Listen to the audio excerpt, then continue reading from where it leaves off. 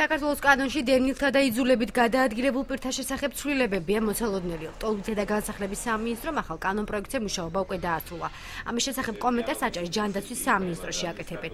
ინიციატივის თანახმად კერძო და კომპაქტურ დასახლებებში მცხოვრები დევნილები თანაბარ შემწეობას მიიღებენ და ასევე ერთნაირი კომუნალური შეღავათებით ისარგებლებენ. კერძო და კომპაქტური დასახლების ობიექტებისთვის დევნის შემწეობის თანხა სავარაუდოდ გაიზრდება 40 ლარამდე. 18 წლამდე ასაკის მიღწევისას დევნის აღარ ჭირდება ერთი მშობლის თანხმობა თვითონ აირჩევს მიიღოს თუ არა დევნილის სტატუსი. მე ვიცი რომ ტოლობითი და განსახლების სამინისტროს დამუშავდა მუშაჯგუფი და ამ პროექტისას თვითონ დევნილების ინტერესებიც იყო დაცული. დევნილთა საზოგადოება ერთობა თანადგომისთვის წარმომადგენელი ნანა ჭანტურია აცხადებს, რომ კანონ პროექტი დევნილებისგან დამოუკიდებლად მომზადდა, მისი თქმით არის საკითხები, რომელთა დაკავშირებითაც იძულებით გადაადგილებულ პირებს კითხვები აქვს, თუმცა სახელმწიფო კარჩაკეტილ პოლიტიკას აწარმოებს.